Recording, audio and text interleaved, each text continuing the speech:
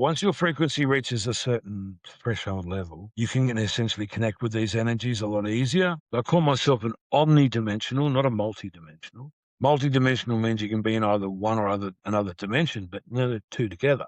Omni-dimensional, I'm in all dimensions simultaneously. But being the dragon, I tap into my dragon soul and I am able to breathe it in the etheric realm. But it's also part of my bloodline that I was destined to become this individual who held this title. Previously been held by Satanists, Illuminati, Rothschilds, Aleister Crowley, other dark individuals who have held this role.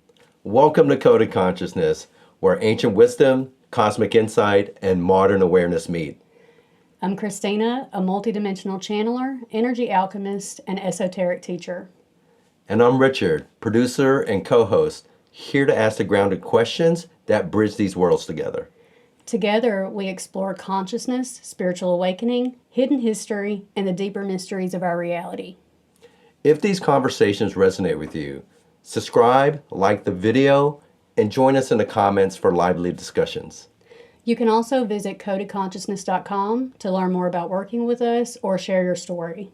Now let's get into today's episode. So everybody, welcome back to this episode of Coded Consciousness. And we have a special guest with us today. His name is Dean Bottles from Down Under. And Kristina, I'll let you take it from here. Dean and I have just had some interesting interactions in the past, and I'm really excited to have Dean on and talk about some of his experiences and some dragon energy and some archangel energy, and let's just go ahead and get into it. Right. First of all, you've asked me before with dragon energy, and I've told you what little bits I've had interaction with. And it's not a whole lot as far as like the dragon energy stuff. It's not something I've researched. It's not something I've been involved in. What is that? Well, it's a big one, that one. Hello, everyone. My name's Dean. I'm an Aussie. I live upside down. In the upside down, Australia. It's currently the future here, so it's Friday morning, not Thursday evening like it is in America for Christina. But anyway, dragon energy, yes. Wow. Okay, so due to this new spiritual awakening humanity is going through, a lot of us in the higher frequencies are becoming aware of dragons in the ether around us. And some of us have come to the awareness that we actually are dragons ourselves in human form, which is the case with me. People do laugh. Go ahead and laugh all you like. My soul is a dragon, and I'm very awake to it. But with others, they're working with dragons, doing various things in the spiritual communities, working with dragons in the spirit realm. But once upon a time, once long, long ago, far, far away, dragons lived in this world with humans and in a open relationship of communication and friendship. But man got greedy and he wondered what the dragon had, and he started killing them off. They're not just inanimate beings, so they do have a spirit form. And once they were killed off, they now reside in that spirit realm. And a lot of them are very spiritually aware and spiritually awake. And their goal at the present time is to assist humanity with their awakening into a higher consciousness. If that helps answer your question. It does. I had a friend a few years ago. Her daughter, she was about 7 or 8 at the time, and she was having dreams and experiences, and she was telling us that when she grew up, she was going to be like a dragon saver. She kept having these dreams that like elite people had dragons in captivity, like underground, and she was convinced that she was going to go and save the dragons. And she was highly prophetic and kept having all these experiences. There was other things that she was having that it was proving to us that she was having real experiences because it was things relatable to my life. We were at dinner one night and she went into this visionary experience and she told her mom, and her mom was like, well, I really think you should tell Kristina because that's connected to her, even though you don't know that. And so so anyway, this little girl is highly prophetic and believes that there are dragons in captivity being held and their power, their energy being harnessed and used. So the dragon energy I've heard of, and of course I had my session with you, and that's definitely one thing that I want to talk about today on the podcast as well. Yep. Um, What your young friend has been saying is so very true, and that ties in with the work I've been doing, actually. But back to one thing I didn't add earlier was that dragons exist in a higher frequency to the normal human form, and it's not until you raise your spiritual frequency that you become aware of them in your field or around you. So most common people who have got low frequency energy are never going to see or feel or hear them. But those who have raised their frequency will. And most often they come into the person's world and help them with things. But in the activities that I've been involved in, I too have discovered real dragons trapped under buildings, example, churches. Churches are predominantly built on a crossing of two ley lines, or dragon lines, a masculine and a feminine. And myself and others have found dragons have been trapped under churches where they've bound the energy of the masculine and feminine line to a single location. And those dragons essentially are there as a portal to open themselves, or be used as a portal to open into different spiritual reality that the churches, the controllers of the church, at least, are able to then harness that energy and use it for their spiritual congregations, if you want to call it that, where they're feeding energy of the congregations into a portal that is then the dragon is innocently opening. So I've done a lot of healing with removing these dragons from these churches' sites. But also there are, using a bit of grammar that may offend some, a shit ton of dragons out in the reality that have been used unfairly and deceivedly by black magicians. There's a black magician then binds that dragon to their location, and then they steal the energy or the essence of that dragon and use it for their own dark magic. So I've done a hell of a lot of work in recovering and releasing dragons from these energy fields. And these individuals, go ahead, Christine.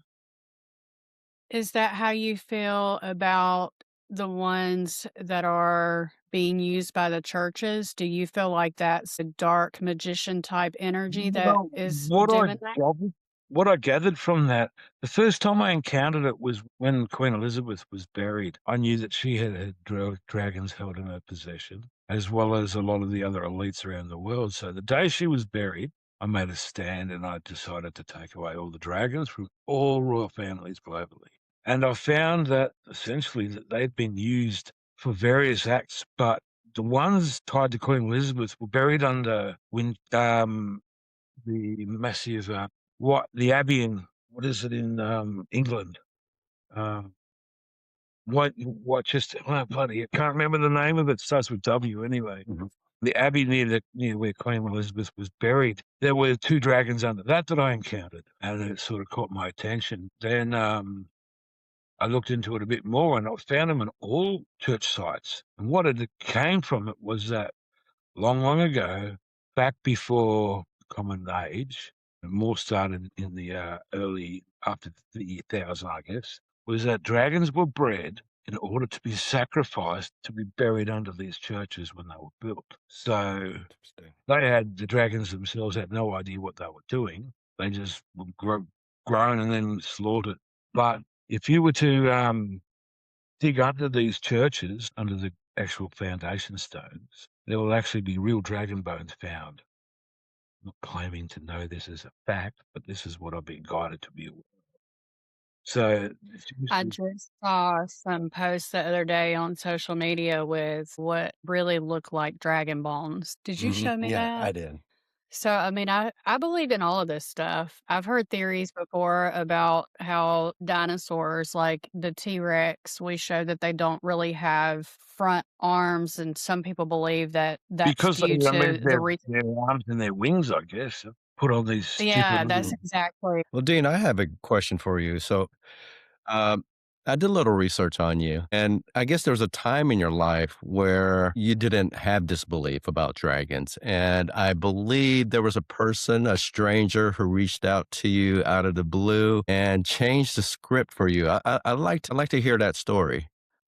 Okay, so that was right late 2015, early 2016. I was on my third stage of my awakening. My awakening originally began in the early 1990s, and over the last 30 odd years, I've awakened in stages.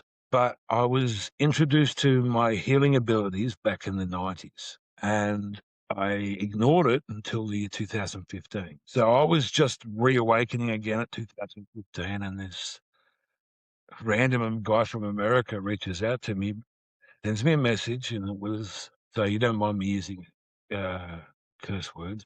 I'm going to use them anyway. No. And this guy reaches out and says, you have a dragon around you and I can help you connect to it. Honestly, being Aussie and a bit arrogant at the time, my attitude was, fuck off, idiot, go smoke more weed. I'm not into your fantasy by messaging me going, you have a dragon around you, I can connect. I thought, there's something about this guy. I'm going to have to stop being so dismissive of him. And I asked a friend I had here in Australia who was spiritual, but we were still a bit naive. And I said, yes, Jess, there's this guy from America saying I've got a dragon around me. Now, at that time, my understanding of dragons were they were dangerous, fearful creatures, and they were tied to the book of Revelation, the red dragon being Satan. That's the beginning of it all from there on. I was like, holy shit, there's a dragon staring me in the face. But instead of getting scared, I said hi back. Because his reaction was looking at me, staring, and I freaked out. So, yeah, that was when the beginning of it. And that crazy guy was quite nice for the opening part of the introduction to me, being understanding of it. But then he wanted me to join the dark side and be part of the demon killers. No, mate, that's not what I want. He got really angry. I had blocked the guy because he was so negative towards me not being. Then my path just took off, and I opened up to it. And I'm a silver dragon incarnate, and 9 levels of my soul are dragons. So I had to look at it and go, maybe there's something to this being a dragon. And then I found the dragon bloodline that exists and has on the earth for the last several thousand years, and discovered that I'm related to those who are part of the dragon bloodline. So everything I was being told by the dragons, I was finding couldn't deny that. So that led you to doing the Dragonfire healing sessions, is that right? Well, I learned that I was a healer in my late teens. I ignored it for most of my life because back then there was no internet. There was no gurus I could go and just connect to and say, hey, help me understand this. It was a smaller world back then. So it wasn't until I came into my third cycle of my awakening, I said to the universe, what am I here for? And the response was in three answers the same. You're a healer, heal the world. So I'm like, oh, fuck, how do I do this? I don't even know how to do it. And it started with assistance from the dragons. And eventually I used their energy in my healing sessions. So Dragonfire healing was just a name I came up with at the time, but essentially my sessions now, I use dragon breath, dragon fire, and dragon plasma, as I'm a solar dragon, in various types of healing scenarios. So the breath is really good for cleaning and soothing, but then fire is the ultimate when it comes to healing. So most people say, like, with the dragon, the fire can kill, the fire can heal. It's all in the intention of the dragon. So in my case, I'm a plasma dragon. I can also bring through the plasma of a star, breathe that energy into a healing session, which in turn heals 10 times faster than the fire does. So much more vital, and the vitality is restored greatly. But being the dragon, I tap into my dragon soul and I am able to breathe it in the etheric realm. So I just use my intuition and my intention and say, I wish to breathe this color dragon fire. Each color has its own properties. Or I wish to breathe the dragon breath, or ultimately the plasma. And the plasma is a interesting thing because there's other scientists now discovering bioplasma, and the plasma field, or the fifth element, is conscious. It can be tapped into and can be communicated with. And yet I've been doing Yeah. that for the last few years without even realizing the actual value of using plasma, as well as how science is actually starting to tap into it, which is really good. So, Yeah. a bit of a mishmash, but that's where the Dragonfire healing name came from. But ultimately, I haven't used that page much. I'm a little bit, Mhm. you could say, of a lazy bastard when it comes to using other things in the social media. I should use it more, but I'm not a show off. I'm not here wanting to show off. Look what I've done today. Look what I did yesterday. Look what I'm doing tomorrow. I'm not like that. So I suppose it's a little bit of just feeling complacent.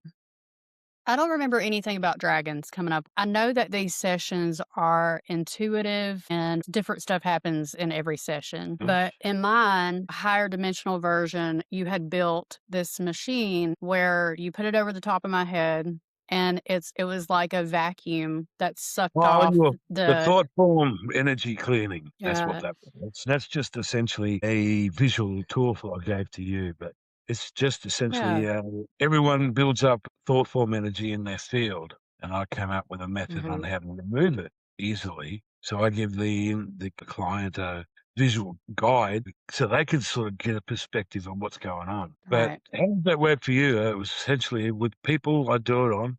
They feel lighter, clearer minded, My and experience was after the session, I told you I was going to lay down and go into introspect mode and do some meditating so that I could just really pay attention to what was happening in my field. And so afterwards, I laid down on the couch and went into just stillness. And I could feel like little bits of energy like in my body because it's my belief that energy is stored in particular points in the body. Mhm. Um, traumas, whatever, negative energy, however you want to perceive it. And so I would feel like a little, it would just like vibrate and then release like from my body. I could feel these little energetic things releasing out of points in my body and then moving up the chakra system and exiting out the top. Just like, like you said, you had that little thing above my head. That's what it felt like is, it was like sucking this energy out of the body. So it's a really unique experience for me. I've worked with only a few healers throughout my spiritual awakening journey and have mostly stayed away from traditional doctors and have just used practitioners like you that have come across my path and knowing that the universe had us connect for a reason. And your session was very powerful for me. So what is written on the box that says this will do this actually happens. So that's good. Yeah. Let's just say out of 840 healing sessions I've done in the last 7 years, I've had 3 failures. And those 3 were a mix of, I don't want to pay anyone, I want free healings no matter what. It was, you find the occasional person looking for free healings all the time. They'll never get Yeah. healed because they're not prepared to invest in themselves. And the Yeah. other 2 were like, one was my mum, and she's been indoctrinated so badly that no matter what, she just can't accept it's real. And if Yeah. you haven't got belief or the faith of it, you're not going to get any results. And the third person was similar to my mum. They just didn't believe it. They put up a wall. You say you're a healer? Yeah, yeah, yeah. That kind of mindset. And if haven't got the belief of it, it's never going to work. It's a lot to do with your perception of the conscious perception of the reality and what's possible and what's just all fantasy in your mind. But yeah, I've had a lot of positive feedback, like yourself, saying that it was dramatic and the things that happened were exactly what the person needed at that time to move forward in their growth. Yeah. So yeah, thanks for that feedback. I find your spiritual journey pretty interesting. You said you went through several phases. I want to talk a little bit about your childhood, that you had this feeling someone was always with you throughout your childhood. Oh, And I believe it has something to do with your twin brother. yeah. I was wondering if you could, if you wouldn't mind sharing that with us and how Sure. that has impacted your entire journey so far. Massively. Anyway, as a child, there were certain events that I remember where there was someone else with me. And I remember, I think it was in second grade in school, grade 2, that I convinced the teachers that my name had been changed to Stephen. Parents had done it. And they went and changed all the roles at the school, so everyone had the right name. And then at the end, they thought, maybe we should ask his mum. So the school rang my parents, and mum's gone, no, he hasn't had his name changed. He's still Dean. Told everyone I was Stephen. Well, anyway, it wasn't until I was 26 that I met a psychic, and this psychic made me aware, not only through my mum's reading 2 weeks prior, but also mine, that you were a twin. You were a twin in the womb. Mum has a slight memory of back in them days, back in the early 70s, when technology was poor, especially in hospitals. So she was early pregnancy stage, and she had I went out with Dad to the drive-in, and she had a belly upset. She went to the toilet, and she'd had a bleed. So freaked out. Oh no, I've lost the baby. Dad and her rush to the hospital. Doctor does a test. Back then there was no ultrasound machines. There was no high resolution anything. So all he had was his stethoscope. Puts it on, puts it to her belly, and hears a heartbeat. It's all right, Mrs. Bottles. Your baby's still alive. No troubles. Little did we realise that I was conceived a twin, and he had just died. So that was unaware to anyone. It wasn't until I was 26 that she said, this psychic goes, you've got a twin, and I see him sitting beside you. And his name would have been Stephen. So I got a name, and I got an awareness that this is what my mum went through something. This woman's detecting I'm a twin. Must be more to it. So I reach out to this name that I've been given, and we started to connect and communicate. Where prior to that, him in that experience in my world, I knew there was something with me, but I used to be scared of it, so I blocked it out. And the louder he got, the more I blocked him out. So at 26 was the first time he'd actually been acknowledged as even existing. But I would have been your older brother. I had to die in order for you to live. Oh, okay, what's going on here? Well, anyway, he was the first dragon that I encountered, the one that was closed my eyes and he was like, hello. That was him. And it wasn't until several months after the first meeting that I worked out who he was.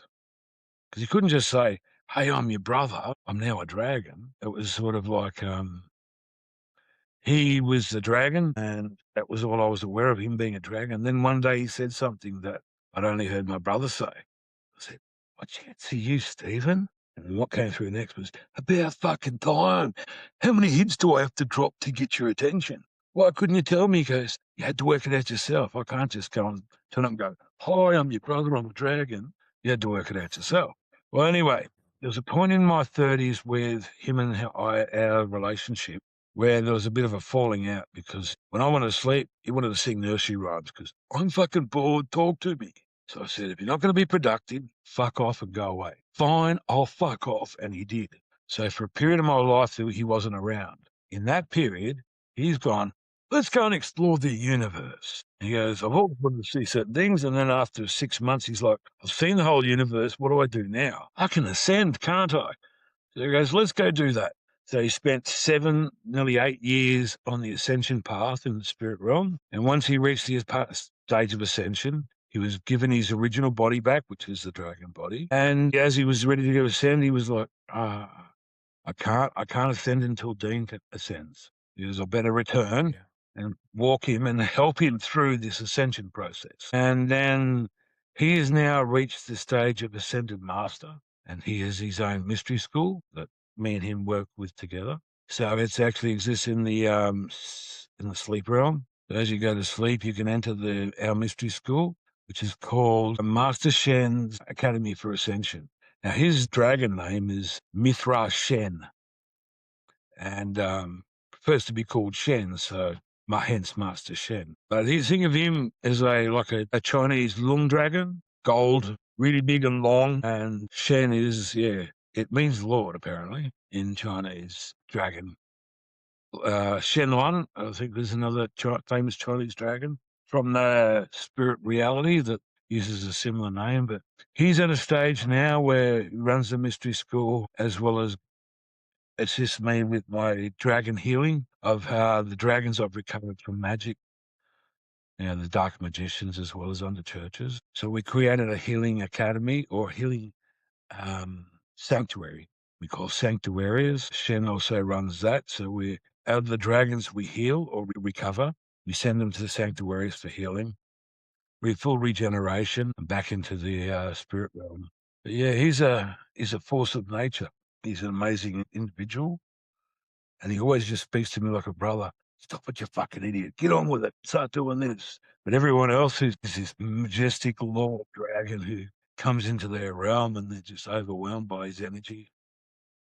And he's such a friendly individual. So then they become acquainted with him. And next thing you know, I hear people, I called Shen the other day. I needed help with something. And I said, immediately he was there. It was so amazing. So yeah, he's sort of an extension of me, I guess. Interesting. Well, so you mentioned that he has this place in the sleep realm. That's piqued my Mystery City. curiosity. Do you No. have memories of where your consciousness goes when you go to sleep? No, I'm not allowed to. No?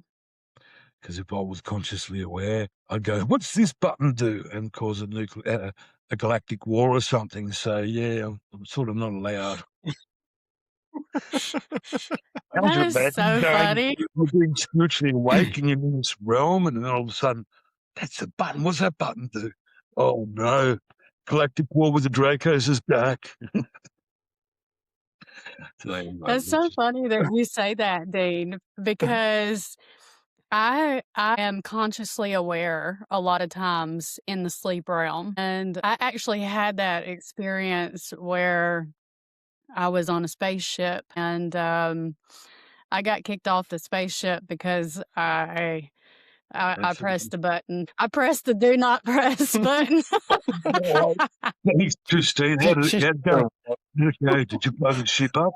Did you get sucked out of the side hatch or something, or what? It was a very interesting experience, but I have kind of trained myself in that in-between state from being asleep to coming back into waking reality. I've kind of trained myself to stay in that in-between for a little bit and to really soak in where I was just at, what the experience was, so that I can try and bring it into this realm, try to bring the memory of it into this realm. And like a few nights ago or so, it's maybe been a week ago, like one of my waking experiences was, it's like I was in another space center, and it's like we had these cards and we were learning about advanced quantum physics, advanced things that I don't even think that this earth realm has words for yet. It was like an advancement of information that we already have, but it was very unique. We had these cards and we were learning all about this stuff. And I came back, I woke up and I told Richard about it. And then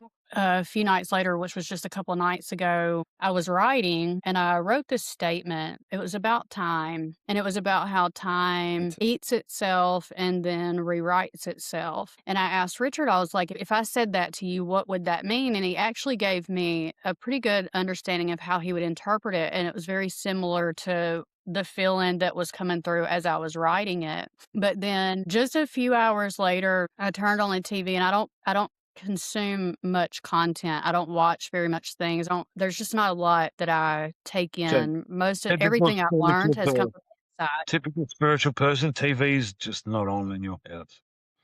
Like same. Yeah, exactly.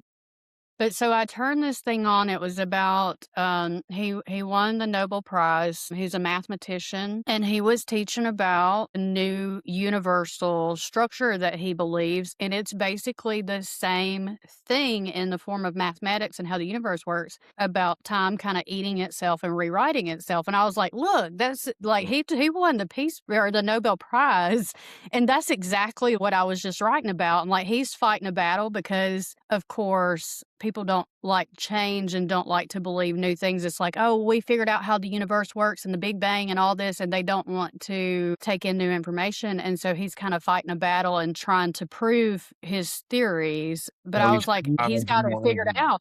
You know? His peers, those he works with and those he studies with, no, yeah, you're full of shit. It can't be real. Yeah, so he's being ignored. Just like a lot of the other great scientists like Rupert Sheldrake and others. We're on the same kind of path. Yeah. It's unfortunate, but there's less and less of it now than there used to be, which is good to do. But that's what I find interesting about it, is that it's like I learned that in my sleep state on that spaceship. That's where it came from for me. That's where that knowledge and that understanding came from. I don't go on the ship. You didn't go on the ship. I didn't go on the ships. So it's probably doing myself a disservice, but yeah, I'm usually traveling dimensions or traveling different states of being in the dream realm. And I know that one Yeah. thing I know with this spiritual awakening that I'm going through, or what is called Incension, not Ascension, but Incension, that's different to Ascension. I'm essentially rebuilding the fractured soul, the fractal soul. Each piece of the soul is another version of me in another reality. So essentially, instead of sitting down like most people do and go, I'm going to sit in meditation, I'm going to connect to it, I'm going to experience it, I just say to that part of self, do what you need to do. I don't have to be involved because we've all been integrated back into a single entity or a single soul again. So instead of me having to sit down and find space and create everything to do it, I just say, do what needs to be done to that version of self. Other versions of self do what they need to be done. So I'm not fractally energy draining myself by trying to experience all of these things when I don't have to. You don't have to Yeah. do it because there's more than one level of the self. I call myself an omni-dimensional, not a multi-dimensional. Multi-dimensional means you can be in either one or another dimension, but never two together. Omni-dimensional, I'm in all dimensions simultaneously. Yeah. So I don't have to go and stretch myself out to do certain things that maybe either can be harmful to my consciousness or mentally draining or mentally attach myself to a demonic being. Get the other level of self that does deal with that on a regular basis to deal with it.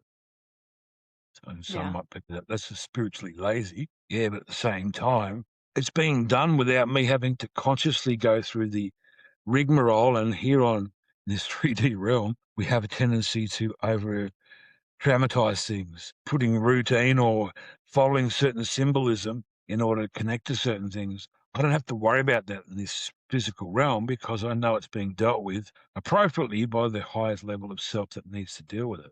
That makes Yeah, sense? it does. I'm somewhat the same. Maybe once every few weeks, I'll sit into meditating for about 2 minutes to really just go into introspect, go into the core of the self and analyze and see, like, hey, what's going on? That's really it. I don't really have any practices or anything. My journey is going to happen to me regardless. Like you Yeah. said, I've got in multiple different dimensions, different versions of myself working to make all of this work across all the realms and across all the dimensions. And that's me. I've just trying to set my 3D world up these days in order to create as much peace and harmony as I can around myself. And that's about it. I want to bring something up that I heard you say briefly in one of your short video introductions or ads or previews, that when you connected to Christ consciousness, you had a hard time adapting back into normal reality. And Yeah. it's like down from the high. Me too, I heard the same thing. When I Yeah. reached that level of consciousness, I was expanded my energy field to encompass the whole planet and the moon simultaneously. And while sitting Yeah. there, sitting in absolute bliss with all of this love filling the whole being, but then I tapped into individual consciousness and I heard a lot of crying and a lot of prayer. And it was really hard to not get upset by that. You hear people Yeah. crying like they're actually in trouble in some way, and fuck all you can do about it.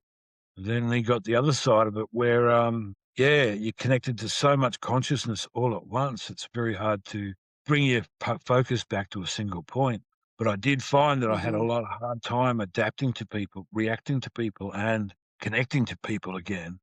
I had to lower my consciousness back, pulling all that collective consciousness, all that Christ consciousness back in, so I Yeah. didn't feel overwhelmed by the overall immenseness of the Christ consciousness. It's not just a little thing in the head, it's the whole being and more. So, yeah, you saying that you had a hard time adapting to it, me too. You're not alone. Yeah, it was a very complicated thing to come back and integrate. You mentioned the word individuating. That seems to have been like my next phase in that was to integrate that back down into the self and then individuate. And I still don't understand what the fullness of that word means. I just know what the feeling or the experience feels like. But yeah, I agree with you. I've had a really hard time connecting with people since. Like, I feel like I have you, I have my friend Mark in Canada, and a few other people around the world who I can really chat with that understand who I am and what I've been through. And there's just not very many people that I can connect with due to that because most people have no clue what I'm talking about. Yes, so anyone who claims to be living in this reality here, walk in Christed consciousness, pretty hard for me to accept that they're living that way 24/7, 365.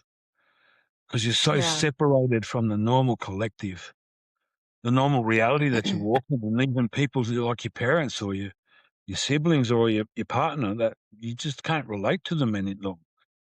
Whatever they're saying just makes no sense. You cannot relate to them anymore. You have to let go a part of that Christed consciousness to bring yourself back into a reality that you can relate to people, because you feel very alone when you don't. Yeah.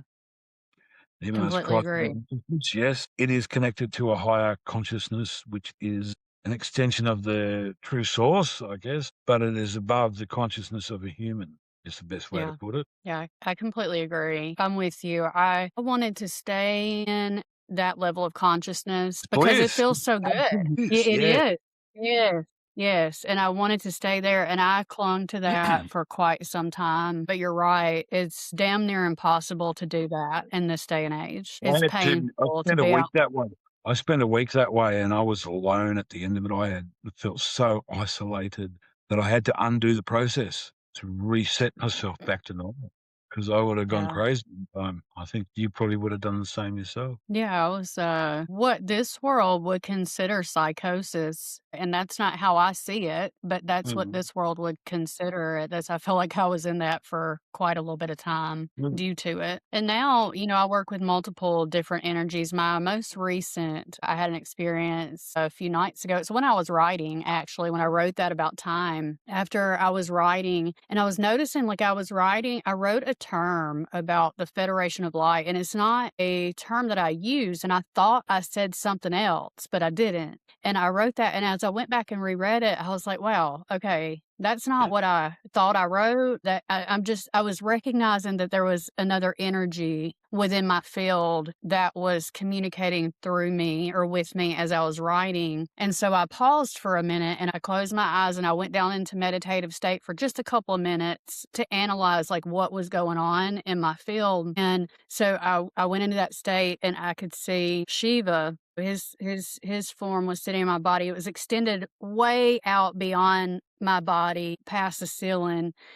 But anyway, so prior to that, I've had the same thing with like Buddha's consciousness. And I think I may have some voice text to you about that maybe a year ago, but had Buddha sit in the consciousness. So anyway, my most recent was Shiva sitting in my consciousness, like writing this stuff through me about time and all. And it's much easier to handle these days and just to let the energy do what it does and then integrate what I've learned, let the energy pull back out of the field, and I'm okay and I'm stable without it. I can let it go and return back to Kristina and what Kristina needs to be doing in this 3D realm. But some years ago, like you said, with these individual journeys, there's not really a textbook or a guide manual Mhm. for this stuff. I think a lot of the information in the past about it has been hidden and books burned and information and knowledge lost about it. So there's just very little bits and pieces that you can even find to understand this level of depth in a journey. Yeah. In defense of that, yes, you're right, but we should all be following our inner voice and not trying to find Yeah. answers outside of ourselves. Though it might be a Yeah. helpful kind of bit of guidance or someone who's been through it before, but the higher self of your being only wants the best for you. It only wants success for you, and it's not going to do anything to jeopardize your well-being. The higher self should be trusted unconditionally. And that's the level I'm at. If I have that doubt, I'm never going to get anywhere. So I've learned to trust the higher self. Whatever it says, I follow up with, and 99.9% of the time, I'm 100% right for saying it. If I challenge it and Yeah. go, no, I'm not going to do that, I miss out on something that I was key for me to know about. Yeah. But Hey, yeah, Dean. So myself for occult knowledge. Sorry, Richard. Oh, no worries. So, as a kid, I understand you experienced some bullying, and now today, one of your titles is Pendragon. Let me know how that shaped into what you become today. I was bullied because of my surname, essentially. 10 green bottles hanging on a wall. Shut up, bottles, or I'll smash you. But then it got into they'd start bullying me and I'd react, and I ended up getting beat up a lot of times. So it didn't mold who I am today, but it did essentially teach me not to fear bullies. Pendragon is tied to a title that was granted upon me in the Dragon realm. 2019, 2020, I had an individual come to me, a male, introduce himself very politely, and then after 20 minutes of conversation, he said, "This is the first time that this has ever happened in history." "What are you talking about?" He says, "Two dragon lords meeting and talking together. It's never happened." "What are you talking about?" He says, "Oh, you're a dragon lord like me, and then essentially you are to replace me in the role of dragon lord and take over for the new age." And in the research I've done, Arthur Pendragon is one of the previous dragon lords, and I had to use the name because in the common world, I don't want to be called Pindar, which is what it became, which is dragon's penis, and it was used in this very satanic and negative manner. So I reclaimed the title and called it Pendragon. Pendragon is something I don't just go and say, "Hey, I'm Pendragon. I'm the head dragon or Grand Dragon Master," is what it essentially should be.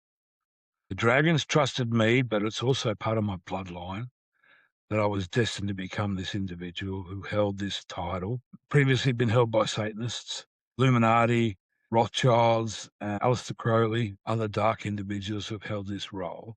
And I'm the first from the light who's ever held this role, or at least in the last, say, 1,000 years. And my way was to not follow the old ways and bring the satanic line and the sacrificial side of it, which is what has been done. All the horrible stuff we're hearing in the Epstein files that people are doing, it's come from this dragon and this dragon bloodline that I'm a part of, but it was originally pure, and then it was hijacked by the Catholic Church and the Illuminati over the last 1,500 years. So it's gone from being one thing to total opposite of what it used to represent.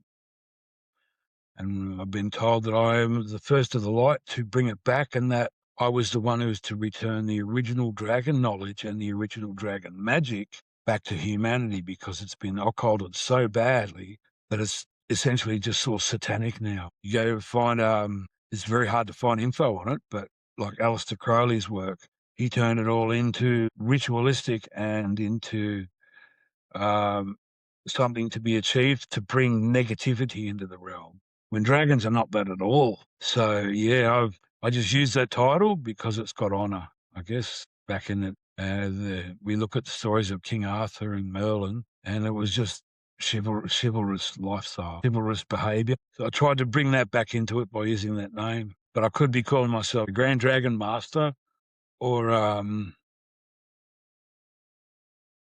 Dragon Lord. Dragon Lord sounds so pompous. It's like I'm English. I'm no lord. And Baal, the famous god that they all worship, Satan in the Satanist realm. Baal means lord. So I don't want to be a lord. I'm more than so much more. And I drop my protection now to allow those with eyes to see my true form. So if you think this guy's talking to the dragon, he's all full of shit, give me a minute and I'd lower my defenses and my disguised form and show my true form to all who with eyes to see. So it's for your third eye, you should be able to now see I look a lot different than I did a few minutes ago. I've had to learn how to adapt and keep myself from being attacked by the darkness. Yeah. They like Same attacking. here. Yeah, I agree. All right. Well, I'm going to change gears just a little bit. Yeah, Tell go hard. me about Archangel Raguel. Yeah. Okay. Best way, I guess, to say this without sounding like I'm a few screws loose is Raguel, the Archangel, angel of vengeance, justice, is a part of my higher self. And There's a quote from the book of Enoch that mentions Raguel, where it says, before the Son of Man returns, Raguel will inhabit a man who will bring vengeance upon the luminaries, which essentially are the fallen angels. And yeah, that's a part of my higher self. And no matter how much I try to ignore it, deny it, or hide it away, it still keeps coming out. Let's just say that a lot of the fallen angels have come my way and come into my awareness, because in the spirit realm, Raguel is considered to be he's like a sheriff from the old Wild West. So angels have to answer to him. And if they are misbehaving or playing up, he deals with them and puts them back in line. And this is up to Lucifer and all of the dark demons and all of the dark fallen angels you can imagine. Yeah, they all fear me because I have higher authority than them. And as an angel of vengeance, I'm also the angel of redemption. So I can return a being to heaven that's been cast out, or I can grant them through granting of redemption, or I cast them to the lake of fire. My sword does so. So in this sense, I'm not claiming to be the Archangel. He's a part of my higher self. No matter how much I try to ignore it, others see him, others know it, and so I can't run away from it. I don't want to be a fucking angel. Why would I want to be an angel? I'm here a dragon. That's just, isn't that enough? But no, I've had to fight a lot of the internal challenge of it and just accept it. He's a badass, this Angel Raguel. He's commonly more known in pop culture as the Ghost Rider. Okay. So the movie with Nicolas Cage and all the others who have played the Ghost Rider. He's an agent of God. He is not a demon. Yeah. If you want to look at the Hollywood movies as a guide to what's capable, I just know when I see him in that form, he's only in the presence of pure evil. So normally he's just a normal being, but when pure evil is in my awareness, he turns into the skull with the fire. So just like Ghost, but 9 feet tall.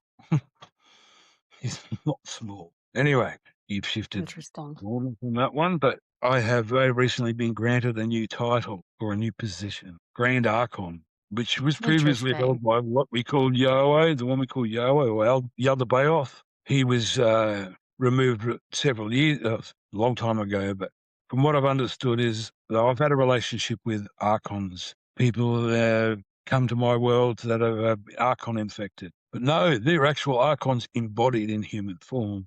Predominantly, they were trying to stop me from doing what I did. Oh, yeah, I'm able to stop them from destroying the earth and all life on it, wiping life clean and starting anew. So anyway, 2 of the Archons I've encountered have actually turned from dark to light. And we would know them by the names of Cain from the Bible and his brother Seth. Abel was the first reincarnation. So Cain killed his brother as he was deceived to do, because it was the chance for the Lord or Grand Archon to create the reincarnation cycle that we currently all trapped in. Cain killed Abel because Abel then became Seth. Without that transformation from Abel to Seth, reincarnation wouldn't exist today.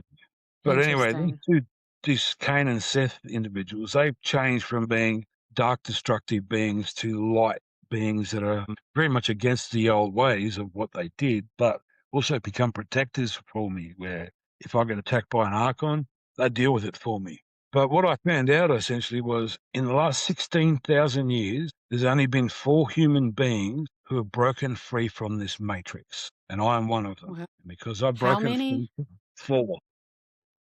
Wow. 16,000 years, humans that have ever broken form through consciousness to escape the matrix or this construct that we're all held in. And because I was able to do it without assistance, I earned the right to become a future Grand Archon. Now, what's going on is essentially I'm in behind now control of, not me personally, sorry, higher self's taken on the role because no ego's allowed. The Dean doesn't get any involvement, but I can now explore as well as investigate this whole reality that we are in. And let's just say it's held together with a bit of sticky tape and a bit of gaffer tape and some blue tack and a bit of chewing gum. Existence, this reality, it should not work, but it does, because I think it's layer upon layer upon layer over so many thousands of years. But Essentially, we are to recreate the new matrix. Why matrix? Because we've got to exist in something. We can't just exist in free space. There has to be something. But what will be this time? There'll be no more traps for consciousness. Every conscious being will have the opportunity to ascend, return to source. No more interference, no more traps, no more lies or deception. And because I've been given this role, all the other archons are pissed because now they have to answer to me and not just do as they please. But yeah, we are going to be behind the creation of the new matrix, that 5D Earth and all the other opportunities that, like, so people say 5D Earth is going to happen or it's going to be a solar flash. Whatever perception they have will all exist in this new matrix form that's coming. And it happened on the 17th, I think 4 days ago. I was appointed the position. I have to now accept that I'm not just an archangel, but I'm also an archdemon. So I walk in both realities, essentially trapped in this for 2 years, the darkness of this higher reality that these archons are tied to.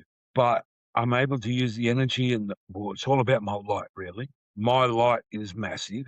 And when I enter the darkness, essentially I light up the place. And I shine into all the little corners and nooks and crannies. So whatever darkness and deception's been held, it's then shined light upon. It can be then shown in its true nature. But yeah, that's the upgrade I got. I'm not keen about it because I don't want to be a demon. But if I can be a demon with the light I've still got and not fall into the arrogance of being a self-aggrandized asshole, then I should be able to survive 2 years. I've got a few friends that are aware, and I've said, if I change, please tell me, because I don't want to fall down into this darkness. Essentially, if I fall, everyone loses. If I succeed, everyone benefits. Interesting. I've never heard anybody communicate it in that way, but I feel like I kind of know what you're talking about. I went through a 2-year period of darkness and I didn't really know what was going on. Kind of, I wish I had had the awareness of what was going on so I could be like you and like kind of prepare myself for those moments and know kind of what I was going to be dealing with and just be better prepared for it. But I do understand what you're talking about. Earlier in the conversation, you'd mentioned the Illuminati, and they have a long history as an organization. I'm interested to hear about your encounter with the Illuminati, and for the audience members who don't know who they are or what they are, give us a quick breakdown on it. I see them as the dark magicians who rule from behind the scenes. They're satanic based. They are rich, elite. They're not just rich, they're obscenely rich. But they are controllers of humanity. Shortly after my awakening into the reality of being a Dragon Lord or Pendragon, they contacted me because they knew who I was or what I was already. Ever since my birth, obviously, they followed me. Once I reached a certain stage of my development, it was them coming to me, and they were, the typical spiel, I guess, for most people would be, you are born to become a member of the Illuminati, but then came, you were born to become Grand Master of the Illuminati. And this is before I knew I was a dragon. So essentially, the Dragon Lord role is Grand Master. So the highest magician on the planet, essentially the highest mage on the planet, but in their hands used to bring darkness into reality. Satanic rituals, sacrificed a lot. And I was to replace one that was currently holding the position they call Pindar, or Dragon's Penis. Pindar, essentially, his role was to be a Grand Dragon, where he would be he's appointed 13 wives, and he has a harem with 13 wives, where every full moon he impregnates one, and every dark moon they tear the fetus in starting of the second trimester from the womb of another, sacrifice it needed on the altar. So essentially he's embodying the consciousness of Satan and holding it through the dragon energy, but using it as a ritual. So I found out that I was to become that individual, replace him. Initially, I acknowledged that I would take it on because I saw I was able to bring change to the world as a positive. But then they asked me to record myself saying the satanic oath, and I had to just tell them no. So I had to get the previous Dragon Lord, that beautiful individual who said that one day, this has never happened before, two Dragon Lords communicating. He did some things in the background, in the dark, realities that he worked in, and he got rid of them out of my awareness. But they wouldn't take no for an answer when I said no. But ultimately, I would have become a very powerful, rich, and influential person on the planet. I'm happy with how I am. I didn't want to become that catalyst of evil in this world. I still got my humanity. I'm still able to perform the magic that they want me to perform, but without having to go through the darkness. I don't have to do any sacrifice. I don't have to do any summoning, ritualistic work or anything. I can still access that magic. But I've gained a lot more respect from the dragon realm for doing so. That's the most important where ultimately they would want to steal my dragon and use that as my way to hold me in place. But then they'd steal my dragon magic and use it for whatever deed they chose. I'm switching gears again, but I saw something on your page about the 7 Jehovian seals, and that yes. post that you shared that's the first time I've ever heard of that. We had to do some, research on it. Do you have experience? Is that something that you clear in your sessions? No, but I provide that audio recording to do so. That was essentially me tapping into myself, speaking soul language. No idea what I was saying in that thing, but essentially it is to clear them in the appropriate manner. And I trusted that what I said was actually viable. Other people have said, yes, there's the league says I've done it. There are others out there who do it and offer release, but they charge good money for it. They see it as more of a very specialized clearing. They like to put a high money value on it. What I did was just essentially saying, stick your money value up your ass. It's free. We all hold these seals. These seals were placed in the human template before you and me were even an apple in our father's eye.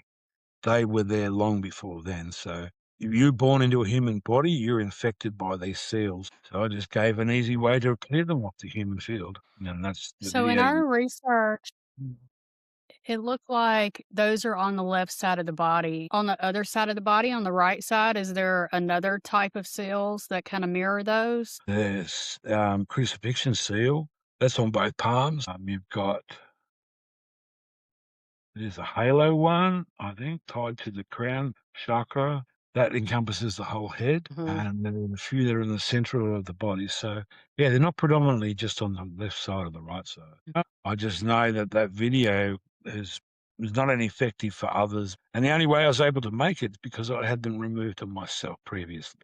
I can't have made that video if I was still infected or still holding those implants. But yeah, every single human who's ever born holds those implants. That's just a method of releasing them if you're consciously aware and wishing to do so for yourself. Well, I really like that video. I like to hear people's higher self language. Growing up in church, we were taught about speaking in the Holy Ghost. That's kind of how it was looked at when I was a kid. And then as I expanded out of Christianity, some people consider it light language, and that's getting into like the light workers or star seeds. They have this particular form, but you're the only person that I've ever seen that has almost like a dragon language, and is pretty cool to listen to. Don't expect me to know what I'm saying here, but it's coming out as it flows. And I'll try to process, just let it flow. Ishatakapuya nakahaya. Itatataki utu turakanyamar. Yak hasti papalu huyo kuchachahama. Irak hasapapaya nuhua.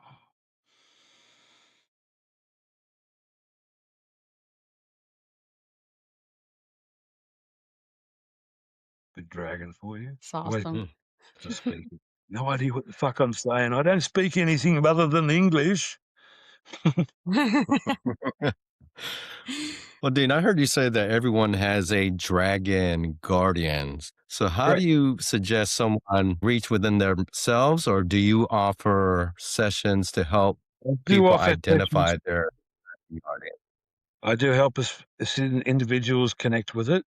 They've already got to be on a spiritual path. You can't just be a fresh awakey and go, can I connect to my dragon? No, your energy isn't high enough. Your frequency's too low. But once your frequency reaches a certain threshold level, you can essentially connect with these energies a lot easier. I just facilitate an easier process to sort of like at the dance go, Richard, Kristina, dance, go off you go.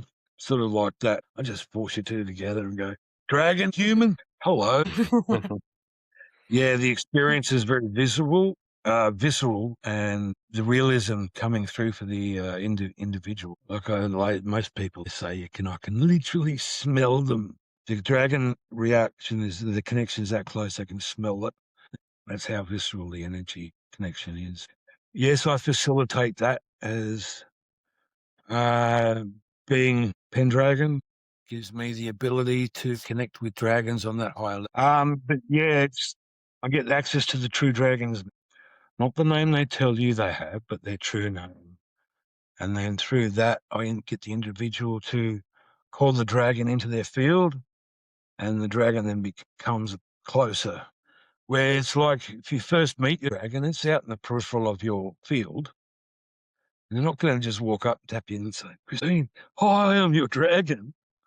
Most people go, fuck, freak out and end up in the psych ward or jumping off buildings. But once you become aware, bring it together. So they're not going to come in unless you invite them. So through this introduction, I invite the individual, get the individual to invite the dragon in, and the connection goes from being outside the field to face to face. So when you're doing a session, you get the dragon's name that is associated with the particular person. Is that right? No, the dragon's true name, which holds their essence and their energy, which was granted to them or given as a part of their creation. This name is sacred to all dragons. They won't share it with humans normally. They trust me enough to share this name with them. So now I'm not going to bring harm. But that's the name that magicians use to trap a dragon and then use it for their service. So dragons learn to keep that name sacred, hidden. It's a 3-syllable name. Every single time I've met a dragon, they've had a 3-syllable name. Many other people out there go, what with dragon? No such thing exists. Or, no, my dragon has 2 syllables or whatever. No, it's a 3-syllable. First syllable is like our surname in the real world. It's a mix of the mother's name and the father's name. So in my case, my name is Shah Khan. So Shah, or Shar, is essentially the mixing of the 2 mother and father dragon energies. Tol, or the second syllable, represents the location where that dragon was first hatched. So it's a frequency over it. So mine's Tor, T-O, which is ancient. And then the Khan, so C-A-A-N, that is the essence of the magic that they hold within me. So each dragon, their name's made up of the 3 syllables or 3 frequencies that once spoken together out opens up a hidden magical side of the dragon that normally is not accessible. And prove me wrong. Is there a particular dimension that dragons exist in? Well, they exist in the dragon realms, which is about close to 90, but it is not a part of this universe. Dragons do not originally come from this universe. The dragon realms, there's more than one, there's actually 9 realms.